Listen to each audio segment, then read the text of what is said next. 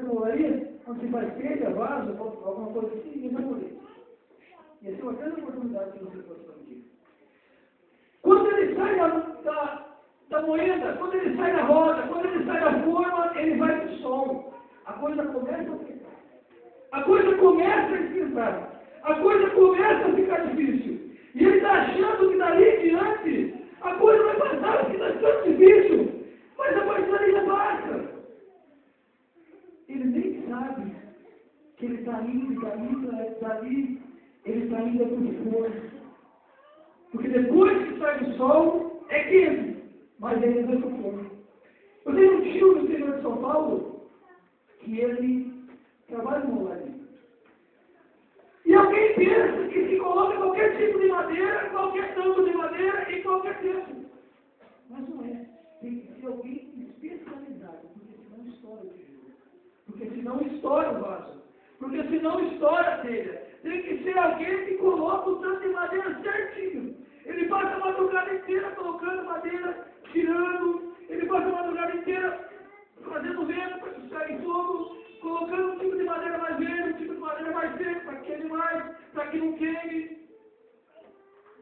Aí ele já está quase preparado para o vaso. É depois que você passa a provação. Depois que você passa o problema. Depois que você passa o fogo. Aí você começa a ser um vaso não. Glória a Deus. Mas as pessoas olham aqui, eu sou do barro. E nós não somos barro. Nós somos comparados ao barro. Então eu vou, nos minutinhos que me restam ali, falar as atitudes que um vaso humano tem que fazer para ser bom. Agora ele tem que ser um vaso santificado. Vaso mundano não é bom. Êxodo 3:2, a Bíblia diz que Moisés está no Horebe, do outro lado do deserto. E ele vê uma sarça pegando fogo, só que a sarça pega fogo e não se consome. Ele diz, eu vou me virar para lá e vou ver que grande mistério que é esse, porque a sarça pega fogo. No deserto é coisa comum. O problema é ela pegar fogo e não consumir. Mas quando ele chega para lá, quando ele chega para aquele lugar, ele ouve uma voz que vem de dentro da sarça e diz assim, Moisés, não te achegues para cá, porque o lugar onde você pisa, Moisés, é terra santa. Tira a sandália dos seus pés. Tira esse falatório mundano, Moisés, que você trouxe do mundo. Tira essa roupa, Moisés, que você trouxe do mundo, Moisés, do Egito. Tira essas amizades que você trouxe do Egito, Moisés. E se santifica para você chegar aqui e dizer que você é vago, Moisés. Para você que quer libertar seu povo, para você que vem falar do Evangelho, você tem que tirar essas sandálias, Moisés.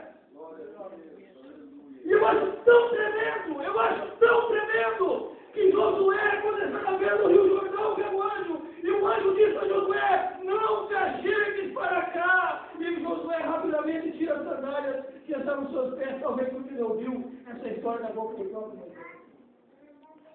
Estava sobre o vaso. O vaso que santifica. Êxodo 12:14 diz assim, Hebreus, perdão, segui a paz com todos e a santificação, sem a qual ninguém verá o Senhor. Mas ele é um crente tão bonzinho, mas ele é um crente tão gente boa, mas ele, olha o tipo que ele se veste, ele não parece um crente fulano, mas ele é tão bonzinho, só que ele é tão mundano.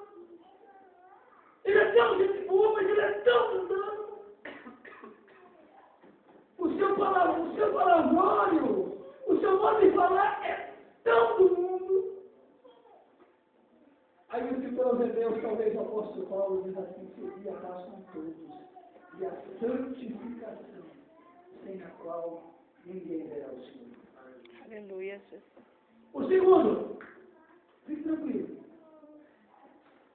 Dá um sorriso aí. Você está muito sério.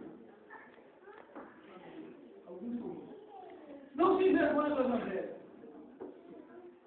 Antes de eu aceitar Jesus como meu Salvador, eu morava no interior de São Paulo. Lá não tinha time profissional. Mas tinha uns times de várzea lá. Mas Mas lá os policiais também tiravam a gente do campo. Eu gostava de bater o campo. Eu gostava de correr. Eu gostava de brigar. Eu gostava de beber. Eu gostava de dormir na sarjeta. Aí eu aceito Jesus, compro uma Bíblia minha, coloco no bolso e saio por aí dizendo que sou crente. Não se envergonha do Evangelho, ele fala de Jesus. Ele tem uma palavra. Esses dias aconteceu no meu serviço, eu trabalhando ali com Colombo, alguém começou a contar uma história acerca de uma mulher que não era dele.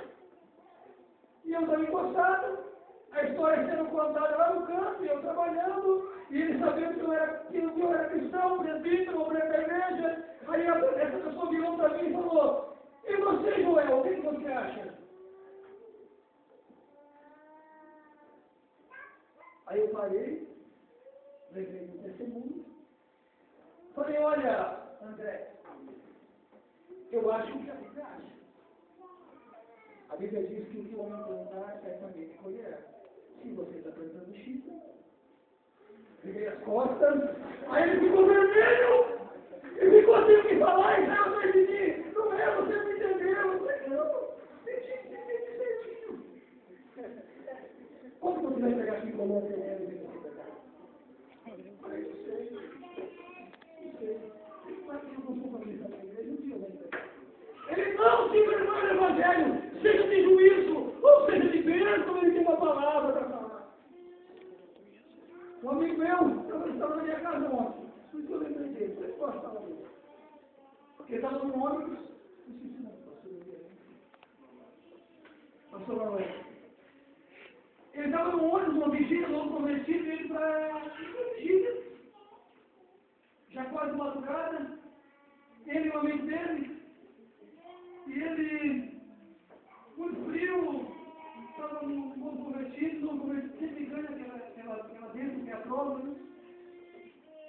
O paletó dele, fino, muito frio, ele com a Bíblia média, o frio começou a apertar, ele com o paletó aberto, aí pegou a Bíblia e fez um movimento normal, ele colocou a Bíblia no braço e sentou.